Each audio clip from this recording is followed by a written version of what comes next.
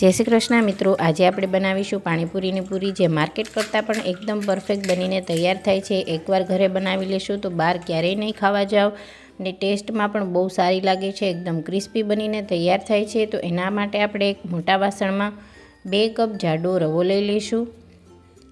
જે ઝીણો રવો આવે છે તેની આપણે જે થોડોક જાડો રવો આવે છે તે લઈશું અને પોણો કપ આપણે ઝીણો ઘઉંનો લોટ લઈ લઈશું।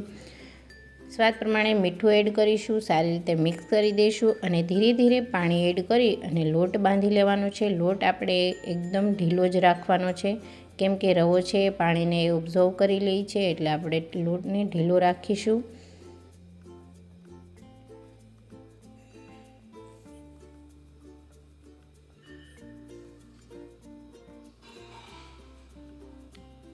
આવી રીતનો આપણે લોટ તૈયાર કરવાનો છે, એકદમ ઢીલો ઢીલો। હવે આપણે તેને ઢાંકી અને 30 મિનિટનો રેસ્ટ આપી દઈશું।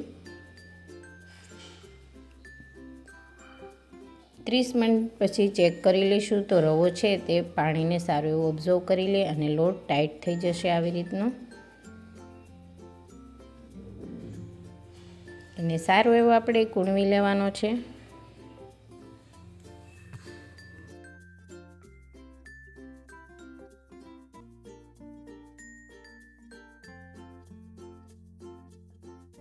ત્યારબાદ આપણે આ લોટમાંથી મીડિયમ સાઇઝના લોયા તૈયાર કરી લેવાના છે। બધા જ લોટના આપણે લોયા તૈયાર કરી લઈશું। ઘરે જેટલી સરસ બને ને કે તમે બહાર ક્યારેય નહીં ખાવા જાઓ, એટલી ટેસ્ટી અને ક્રિસ્પી બનીને તૈયાર થાય છે। અત્યારે બહાર કેવું ખરાબ તેલમાં બધા તળતા હોય છે, તો આપણે એના કરતાં ઘરે સારા તેલમાં તળી અને પરફેક્ટ બને છે તો ઘરે જ બનાવીને ખાઈએ। આવી રીતના મીડિયમ સાઇઝના લોયા થઈ જાય પછી આપણે પ્લેટફોર્મ ક્લીન કરી અને પછી તેની ઉપર મોટી મોટી રોટલી વણવાની છે। ઉપર આપણે ઘઉંનો લોટ લગાવતા જશું, કેમ કે રોટલી છે ચીપકે નહીં, એટલે થોડો થોડો લોટ લગાવશું અને મોટી રોટલી તૈયાર કરી લઈશું। આવી રીતે આપણે પતલી એવી રોટલી તૈયાર કરી લેવાની છે। મોટી સાઇઝની પતલી રોટલી વણવાની છે, બહુ આપણે જાડી નથી રાખવાની ને બહુ પતલી પણ નહીં, મીડિયમ રોટલી બનાવવાની છે। અહીંયા આપણી રોટલી છે તૈયાર થઈ ગઈ છે। વાટકીના મદદથી આપણે તેમાં પૂરીનો શેપ આપી દઈશું।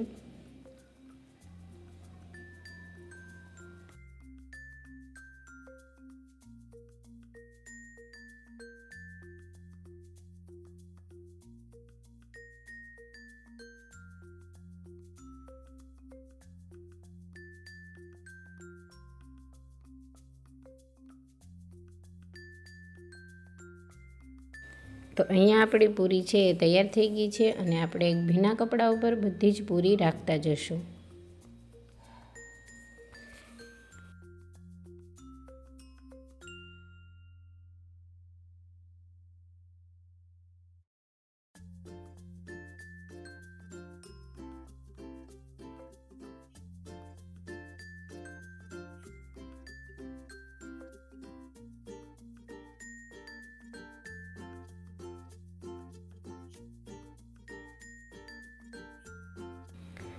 તો અહીંયા આપણું તેલ છે એ સારું એવું ગરમ થઈ ગયું છે। આપણે તેમાં પૂરી એડ કરતા જશું અને જારાની મદદથી આવી રીતે પૂરીને ફૂલાવી લઈશું। તો પૂરી છે એ સારી એવી ફૂલવા લાગશે।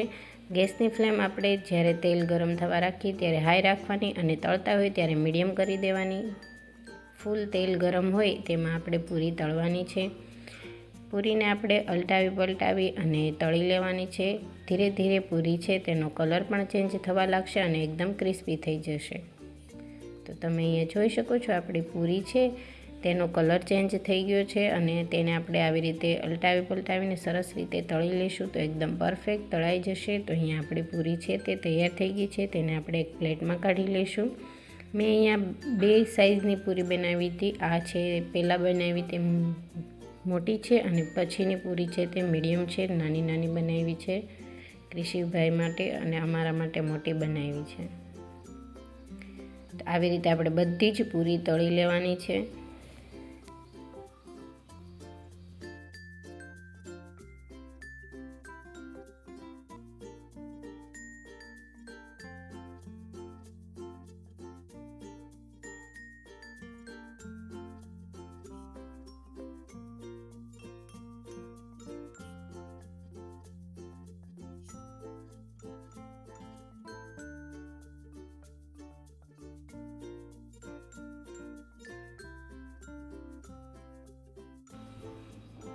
તો અહીંયા રેડી છે. માર્કેટ કરતાં પણ એકદમ પરફેક્ટ પાણીપુરીની પૂરી. વિડીયો પસંદ આવ્યો હોય તો પ્લીઝ લાઇક કરજો, શેર કરજો, સબસ્ક્રાઈબ કરજો અને હા, બેલ આઇકન દબાવવાનું નહીં ભૂલતા.